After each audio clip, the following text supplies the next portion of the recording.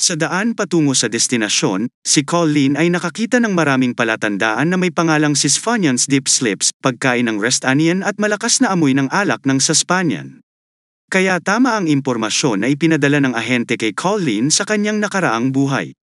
Ang mga taga-suporta ni Sisfayan ay naninirahan sa kabisera ng Kairis.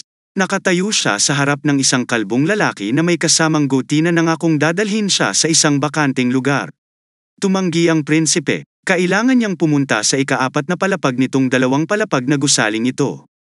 Nagulat ang kalbo na lalaki, ngunit pumayag na dalhin ang panauhin doon sa pinakamabilis na paraan. Kung saan sila nakatayo sa harap ng pinto at binati ng kalbo ang prinsipe ng magandang pagkakataon na naglalakad si Colleen sa tila isang tipikal na silid kainan. Huminto siya sa harap ng isang coat rack na nakasabit sa dingding. Sa ikatlong sunod-sunod na kawit, nakita niya ang isang bagay na kahawig ng 2 pares ng pakpak ng paru-paro na nakapatong sa isa't isa. Nakatanggap lamang siya ng isang piraso ng impormasyon mula sa White Hawk sa anyo ng isang papel na scroll na nakatali sa string. Iniulat nito ang isang lugar kung saan ang isang legal na aktibidad ay puro sa Kairizes. Doon sa pag-ikot, ang mga pakpak ng paru-paro. Nakakamit nito ang ninanais na resulta. Ang isang piraso ng pader ay gumagalaw sa gilid, na nagbubukas ng isang pagbubukas kung saan ang isang tao ay maaaring magpasok ng impormasyon. Tungkol sa pagkakaroon ng 4 na palapag sa isang 2 palapag na gusali ay nagpapahiwatig na dito ang lahat ay nangyayari sa ilalim at hindi sa itaas ng lupa, upang maging mas tumpak sa mga basement. Ang impormasyong hinahanap ni Colleen ay hindi nauugnay sa mga laro ng card kung saan ang pera ay nagpapalitan lang ng kamay. Sa kailaliman sa pinakailalim binuksan ni Colleen ang pinto at tumingin sa loob. May isang bulwagan kung saan ang mga tao ay desperadong naghaharutan. Ang mga iligal na kamao ay gaganapin dito at hindi itinatago ng mga manonood ang kanilang mga damdamin. Pinainit ng malakas ang mga manlalaro. May sumisigaw, patayin siya, patumbahin. Umiwas ka. Alam mo ba kung gaano karaming pera ang inilagay ko sa'yo? Maging parang babae, huwag isipin na sumuko, tayo. Sa wakas, natapos na ang laban na nagdulot ng lahat ng emosyong ito. Ito ay kasunod ng anunsyo na ngayong araw ay nanalo muli si Bloody Gerard. Ang isang maskuladong halimaw na ang pangalan ay tinawag pa lamang na gumagawa ng hindi makataong dagandong. Nakatayo sa ibabaw ng tal-unang kalaban na malabong makabangon. Idinagdag ng isa pang tao na ang mga tumaya kay White ay makakatanggap ng nararapat na sertipiko. Binuhat ng 2 malalakas na lalaki ang natalong mandirigma sa pamamagitan ng mga braso at binti at binuhat siya palabas ng ring. Isang pulang trail ang naiwan sa walang buhay na katawan. Amoy dugo ang lugar. Sinabihan sila na aayusin na ang isa pang laban. Hindi ako nagduda sa pagkapanalo ni Gerard. Hindi sapat ang tama niya. Dapat marami pa siyang ginawa. Nararamdaman ni Colleen ang hindi mabata na pagkasuklem sa lahat ng mga moral freak na ito. Tinawag siya ng bantay. Hoy, nakahood. Halika muna. Bayaran mo ang entrance fee. Lumapit kay Colleen ang isa sa mga lokal na security guard. Pagkatapos ay halos tinawag niya ang isang medyo cute na asul na buhok na batang babae at inutusan siyang dalhin ang bagong dating sa numero 27. Ang cute ay kumapit ng tray sa kanyang dibdib at tumingin kay Colleen na may takot. Nakipagkamay siya at itinuro kung saan sa gilid. Naiintindihan ng prinsipe na hinihiling siya ng batang babae na sundan siya. Siya ba ay mute? Sa pag-iisip niya pagkatapos tingnang mabuti, napansin ng bida na naputol ang mga tainga ng kanyang guide, habang nakatingin sa kanya, napagtanto niya na ang damit na suot niya ay hindi isang bagay na kusa niyang isuot. Ang batang babae ay may trakang collar sa kanyang leeg. Mukhang hindi talaga siya makakatakas dito.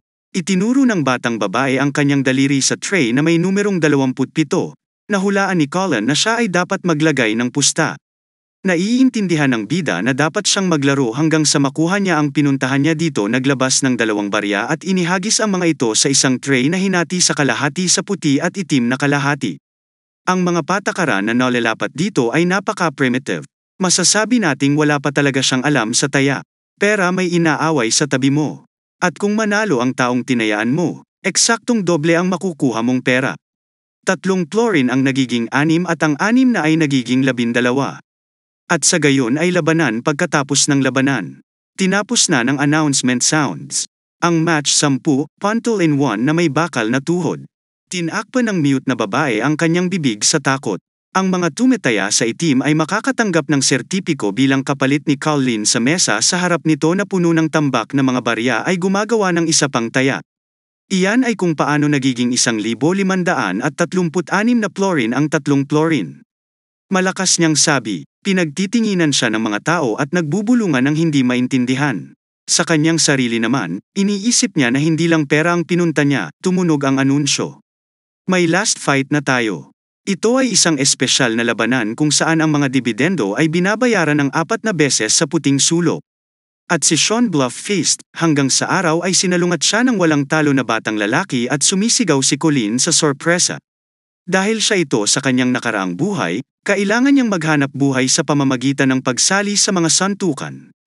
Nagpatuloy ito hanggang sa pagkamatay ng kanyang kapatid na babae.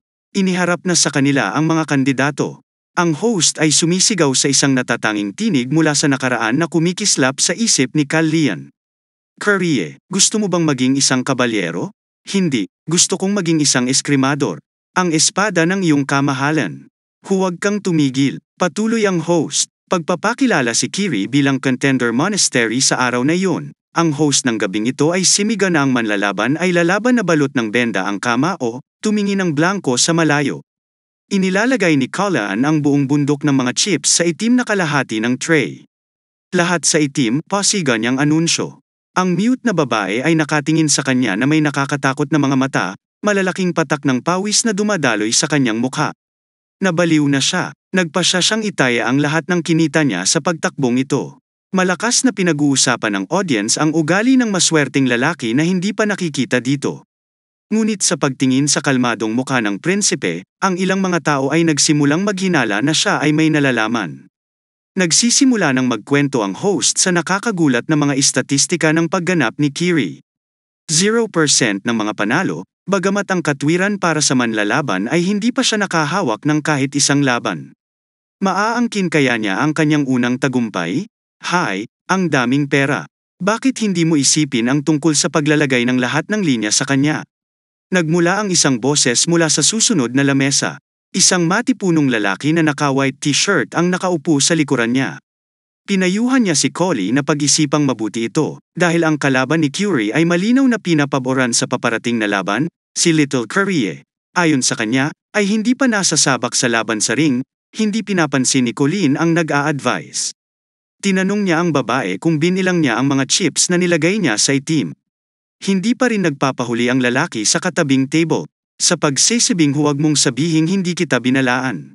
Kapag natalo ka sa lahat ng napanalunan mong puhunan noon. Si Sean Bluff ay mukhang nanghihinayang. Ito ay isang tunay na bundok ng kalamnan. Malakas ang hiyawan ng mga manonood para mapaalis siya. Walang pangalan. Ang ilang mga thugs ay nananawagan sa kanya upang patayin si Currie sa pangkalahatan, ang madla ay out para sa dugo. Ibinalik ni Carrie ang tingin kay Collie kung saan ang mga chips ay binibilang pa rin ng paypang babae. Maririnig sa mga manlalaban ang mga komento ng mga masugid na may taya, na kumbinsido na ang maswerteng taong naglagay ng lahat kay Currie ay mawawala rin ang lahat ng kanilang kinikita sa bawat minuto. Dahil sa kanilang kasakiman, si Sean na nakatayo sa kabaligtaran na sulok ng ring, ay wala ring pagdududa sa kanyang madaling tagumpay. Malakas na ibinalita ng host na magsisimula na ang pangunahing laban sa gabi. Ang mga tanikala kung saan nakagapos ang mga mandirigma ay nahulog sa sahig. Sean without thinking lunges, Currie. Naghahagis siya ng mga nakamamanghang suntok, na sa kabutihang palad ay lumipad sa ulo ni Kiri. Ang ilan sa kanila ay nasira sa mga bloke na inilagay ni Currie sa Belgian, tila ay may napakahirap na oras. Napakabagal mo, pang-aasar ni Sean. Habang pinapaandar ang mga tuhod niya, isang suntok ang nagpalipad kay Kiri sa malayong dulo ng ring. Ang mga manunood ay nagngangalit, na naghihikayat sa labanan na tinawag nila sa kanya upang patayin ang lumalangoy na kalaban sa kanya. Sumigaw si Colleen at ibinagsak ang kamao sa mesa sa galit. Galit na galit siya, mukhang walang magandang pagkakataon si Carrie na talunin ang halimaw ng walang espada. Anong ginagawa mo, Currie? Come on Kiri, siya ay masyadong malaki para sa'yo. Pinapasigla niya sa pag-iisip ang kanyang kaibigan, ngunit patuloy siyang nawawalan ng kumpiyansa, na pumukaw lamang sa kalaban. Siya ay patuloy na naghahagis ng mga suntok kay Kiri. Sinusubukan na sa wakas ay patumbahin ang sobrang tiyaga na ipis na ito. Dumudugo ang bibig ni Carrie at mabibigat pa rin ang suntok mula sa kalaban na sumisigaw ng pangalan niya. Mabibigat na suntok ang ibinato ni Sean. 1 segundo, 3 banat. Sabay hampas niya gamit ang 2 kamay. Papatayin kita, sigaw niya dito. Tinakpan niya ang kanyang mukha ng kanyang mga kamay at tiniis lang yun, tumalon si Colleen at malakas na tinawag ang kaibigan. Huwag ilantad ang iyong mga balikat bago ang suntok. Hinihiling niya sa kanya, mukhang narinig ni Carrie ang payo bago ang impact. Bago pa tumama ang susunod na suntok, ibinaba niya ang kanyang balikat at lumipad ang kamao ni Sean sa kanya. Yumuko si Carrie at naghahatid ng matinding suntok sa solar plexus. Ito ay isang perpektong hit. Bakas sa mukha ni Callian ang kaligayahan. Narito ang mga fist pierces sa kanyang mga abs. Sumigaw ni Sean sa sobrang sakit. Ngunit simula pa lamang ito ng pag-atake ng kanyang kalaban. Ngayon ay siya na ang magpakawala ng mga suntok sa kalaban. Magsisimula na ang pambubugbog. Hinampas ni Carrie si Sean sa panga at natanggal ang ngipin. Pagkatapos mula sa pagod, tumayo siya sa ibabaw ng talunang kalaban. Ito ay isang purong knockout. Naghiyawan at hindi makapaniwala ang audience. Ang mute maid servant ni Callian sa side niya ay shocked to the max. Ang kaganapang ito ay maaalala ng bawat naroroon sa buong buhay nila. Hindi ito maaaring mangyari. Ang host ay sumisigaw sa isang hindi makatao na boses na pumanig sa dugong kamao. Ito ang kanyang unang tagumpay sa isang ring, ngunit hindi na ibabahagi ng mga manonood ang kanyang sigasig. Nawala lahat ng meron ako dahil sa pagkamatay mo. Ikaw ang mga sigaw na umabot sa mga tainga ng manlalaban ay nagpapahiwatig kung gaano kadismaya ang mga manonood. Si Kiri pumapatak ang mga patak ng dugo, ang dugong umaagos mula sa kanyang bibig ay hinahanap ang taong nagsabi sa kanya kung paano kumilos sa labanan. Ngunit si Collie at itinago ang kanyang mga mata. Bagamat nakakaramdam siya ng hindi maipaliwanag na kagalakan, isang lalaki ang lumapit sa kanyang likuran at sinabi sa kanya na may gustong makita si Collie sa pagtalikod. Nakita ng prinsipe ang isang malaki at kalbong lalaki na nakatayo sa kanyang harapan. Sundan mo ako. Sabi niya ang mga mabalahibong daliri ay nagkakamot sa mesa. Ang owner nila na ininform si Colleen na nakaupo sa sofa na may talent talaga. Wala pang nakakagawa ng 3 florin sa 6,000 florin sa isang gabi, ngunit may isang bagay na nagpapabagabag sa lalaking ito. Ang dulo ng espada ay kumikinang sa likod ng prinsipe. Hindi siya sigurado kung may karapatan siyang magbigay ng ganoon kalaking halaga sa isang teenager. Ang may-ari ng mabalahibong fingers ay isang batang pulang buhok na may napakasungit na ekspresyon sa kanyang mukha.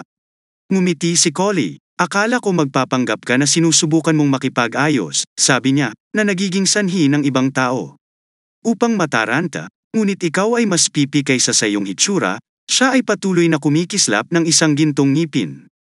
Nagtanong ang malaking lalaki kung bakit ang batang nakaupo sa kanyang harapan ay walang pakundangan na nagmamaneho.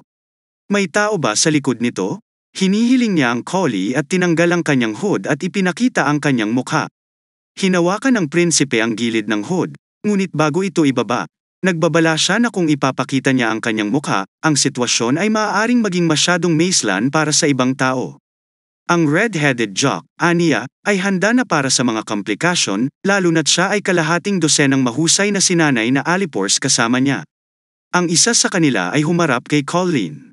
Sinabi niya na handa siyang tingnan ang mapanganib na mukha ng bata at inabot ito upang tulungan itong ibaba ang hood. Pagkaraan ng ilang sandali, lumibot ang mukha niya sa sakit nang itinutok ni Collie ang kanyang kutsilyo sa kanyang kamay. Isang malakas na hiyawan ang narinig at napagtanto ng mga kasamahan ng sugatang lalaki na nagsimula na ang ipinangakong gulo. Anong problema mo? Para sa akin, ang tanging normal na bagay na mayroon ka ay ang boses ng batang lalaki. Parang nagbabala, galit na galit ang red-headed jock na may gintong ngipin. Nagawa nilang hayaan ang isang baliw na hamarang sa lugar.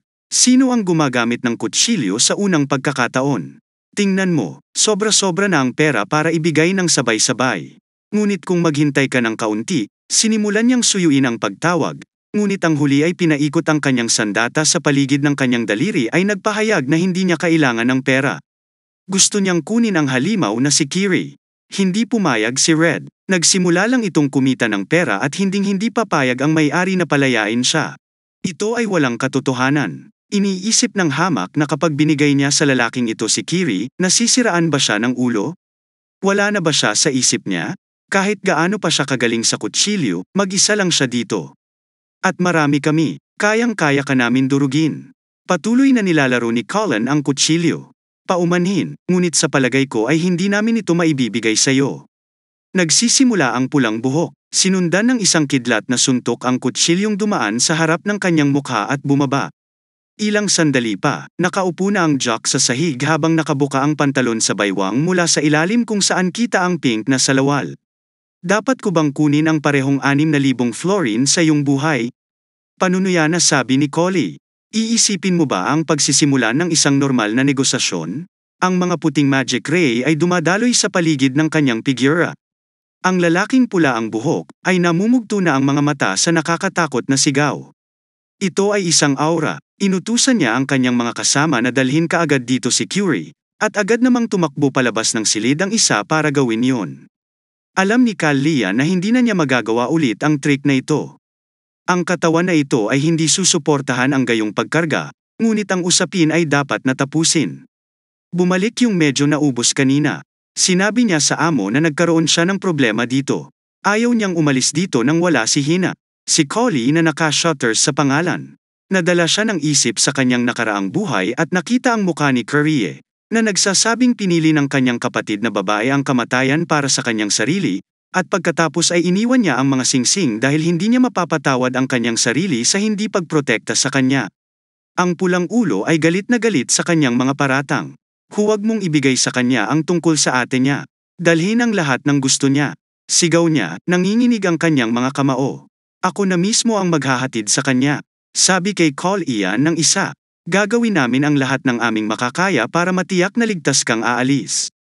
Bulong ng pulang ulo, nanginginig sa takot. Malinaw ang kanyang pliability, bago iyon, mapaglarong naglalabas ng mahiwagang light si Call Lian at lumapit sa kanya at sinabi sa pinakamadilim na tono ang gusto niya. Para kolektahin ang entrance fee at ang perang napanalunan niya. Ang tatlong ay dahan-dahan silang naglakad sa desyerto na predant na kalye, si Colleen sa harapan.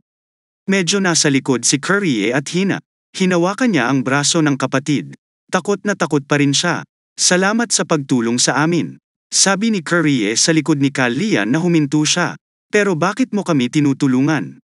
Ang manlalaban na pinalaya mula sa pagkabihag, ngunit nagpapatuloy na mas mabuting isantabi ang kanyang hinala.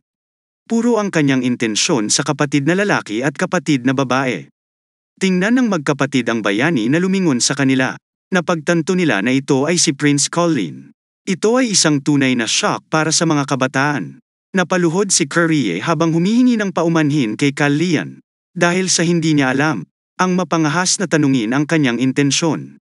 Huwag mong ibaba ang iyong ulo sa akin. Tanong ni Colleen sa kanya at ipinatong ang kamay sa balikat niya. Hindi mo kailangang gawin yon. Sinabi ng prinsipe na siya ay mga inapo ng kalahating duwende kung saan walang sinuman tumayo para dito. Halatang halata kung gaano kahirap para sa kanila sa buhay sa nakaraang buhay noong nagdadalang tao pa si Colleen, hindi na nagawang protektahan ni Curie ang kanyang nakababatang kapatid na babae. Masama ang naging habit mo. Sa pag-iwan sa iyong balikat na nakalantad sa panahon ng isang labanan, ito ay karaniwan para sa mga baguhan na nag-aaral pa lamang ng sining ng war. Si Lian na pinapayuhan ang batang manlalaban. Tinanong niya kung gusto mong maging isang kabakyero, at sumagot si Curie na hindi ito ang kanyang pangunahing motibo. Hindi niya nais na maging isang kabalyero, ngunit isang eskrimador na magpoprotekta sa kung ano ang kailangang protektahan na napakakarapat-dapat na iniisip ni Lian na hindi siya maaaring maging isang kabalyero ngayon. Sinabi niya kay Curie, ngunit sa ngayon maaari kang magsilbi bilang aking kalasag. Inabot niya sa kanya ang espada at nagpatuloy. Pero kung gusto mong matutong gumamit ng espada, hanapin mo ako. Hindi pa rin maintindihan ng magkapatid kung bakit napakabait ng prinsipe sa kanila. Tinanong siya ni Carrie kung bakit napaka-generous niya. Magiliw silang tinitingnan ng prinsipe. Dahil kailangan ko ng magandang espada. Naaalala niya ang isang larawan mula sa nakaraan noong sina Colleen at Curie, naglalakbay sa isang lugar sa isang magandang araw ng tag-araw. Kung ano ang magagawa ni Curie upang bayaran siya. Lumipat ang eksena sa Tai Anxious Street Association of Magicians sa opisina ni El Inon. Ang salamangkero ay nagbabasa ng isang artikulo sa pahayagan. Paano itinanim ni Prince si Freya? Naglalaman din ito ng isang kwento tungkol sa kung paano nalaman ito ng isang salamangkero na bumisita sa isang palabas ng kabayo. Ang sinabi ni Prince Colin kay Melfer ay ito, "Labis akong nag-aalala tungkol sa chandelier na nakasabit sa aking ulo. Suriin mo ito." Nagpatuloy ito upang ilarawan ang pag-aalala. Sinunod ni Baron Paul Loon ang sinabi ng prinsipe at sinuri. Pagkatapos ay nakakita siya ng putol na lubid, halos hindi nakasabit ang chandelier. Nawala sa pag-iisip si Ellen. Paano nalaman ng prinsipe ang tungkol dito? Napatingin si Colin sa pinto. "Teacher, nandito na ako." Masayang sabi niya. Tumingin sa kanya si Ellen na may pagdududa. Tinanong niya ang estudyante kung ano ang nangyari sa kanya. Mukhang nakipag-away siya at wala na ang kalahati ng damit niya. Masayang sagot ni Colleen na may nangyari nga. Sinabi ng salamangkero na mula sa hitsura ng prinsipe, malinaw na ang negosyo na kanyang ginagawa ay medyo komplikado. Pagod na lumubog sa isang upuan at kinukumpirma ang mungkahi ng kanyang guro. Nasa gilid niya si Carrie at naglagay siya ng bitag para sa paglalagay ng lason sa kanyang tsaa. Lahat ay nangyayari ayon sa plano. Pero bakit ang bigat ng puso ko? Muses Colleen siguro dahil ang daming nangyayari in a very short period. Pinag-iisipan ni Ellen ang kanyang estudyante na ikinaway ng kanyang kamay. Ang tsarera ay tumaas sa itaas ng mesa at nagbuhos ng tsaa sa mga tasa. Napagtanto niya sa wakas na ito ang opisina ng salamangkero, sabi ni Colleen. Sagot ni Ellen, "Nabigo ka. Ano ang gusto mong makita? Mga eyeball at garapon o potion na ginagawa sa mga kaldero?" Inilarawan ni Colleen ang kanyang nararamdaman. Ang silid ay mukhang mas normal kaysa sa inaasahan niya. Ang tanging bumabagabag sa kanya ay ang punyal na nakalatag sa mesa na walang saplot. Hindi ito akma sa lokal na kapaligiran sa lahat. Biglang nakilala ni Colleen ang sandata na ito. Hawak niya ito sa kanyang mga kamay, at ang talim ay sumasalamin sa kanyang mapupulang mga mata. Tinanong ni Ellen kung ano sa tingin ng prinsipe ang ginagawa ng punyal na ito dito. "Sa palagay ko ay hindi ito dapat narito," sabi ng salamangkero, na ang mga kamay ay nagsimulang maglabas ng mapula-pula na daloy ng mahiwagang enerhiya. Ang dagger ay tumataas sa hangin at diretsyong lumipad papunta kay Colleen. Wala nang paraan para maiwasan pa ito. Napakalapit na ng sandata. Nag-spray ng dugo kung saan-saan. Pinag-krus ni Ellen ang kanyang mga braso sa kanyang dibdib at pinanood ang paglalahad ng eksena. Kahit na may ganoong kahinaan na katawan, nakuha ng prinsipe ang kanyang punyal at itinaboy ang projectile na lumilipad sa kanya, at lumabas ang dugo sa kanyang bibig. Ipinaliwanag ni Ellen ang nangyari. Ito ay isang mahiwagang sandata na ginawa ng Sisfinian. Gumagawa ito ng eksaktong kopya ng armas na itinago ng kaaway. Ito ay isang bagay na tulad ng isang babala, isang patak ng dugo na umaagos mula sa kanyang bibig ay isinasaalang-alang ito. Tila hindi sinusubukan ni Elon na saktan siya. Siya ang naiinip. Pinaandar pa niya ang aura niya. Ito ay isang tunay na kabiguan. Kakaibang makita ang aura sa paligid ng isang taong nagsasabing hindi man lang marunong humawak ng espadang hawak ang kanyang dagger. Si Colleen ay iniisip kung ano ang susunod na gagawin. Bigla niyang naramdaman ang kamay ni Elon sa balikat niya. Nagsisimula na siyang magpaliwanag. "Ang aming unang pagkikita ay hindi karaniwan, ngunit nagawa kong ipaliwanag ito sa aking sarili ng lohikal. At saka ang kakaiba, nagsimula siyang magtambak sa ibabaw ng isa't isa. Ang hari, halimbawa, ay nagsabi na ang prinsipe ay natatakot sa mga kabayo at napansin ng mga maharlika na si Colleen ay naging isang ganap na kakaibang tao ng si Colleen, ay nalaman na siya ay nilalason. Hindi siya natatakot sa kamatayan, bagkus, siya ay nagpakita ng dugo. Ang enerhiya ng pagnanasa ay maaari lamang magmula sa isang taong nagbuhos ng maraming dugo gamit ang kanilang sariling mga kamay." Hindi na binanggit ang naganap sa horse show at napigilan ang trahedya. Hiniling sa kanya ni Ellen na ipaliwanag ang lahat ng ito sa kanya. Ang kanyang kamay ay nasa balikat pa rin ni Colleen, at nararamdaman ni Colleen ang pagpapagaling ni Ellen sa kanya gamit ang kanyang mahika. Ang isang tao na maaaring hindi kahit sino ay nagmumuni-muni sa ikatlong prinsipe. Ellen ay tila ginagawa ang lahat ng kanyang makakaya upang mapanatili ang kanyang pananampalataya sa akin. Imposibleng ipagkanulo ang mga damdaming ito. Ito ang iniisip ni Colleen. "Hindi ako si Colleen, di ba?" sabi niya. "Ako ay si Baron. Si Baron ng Secretia, di ba?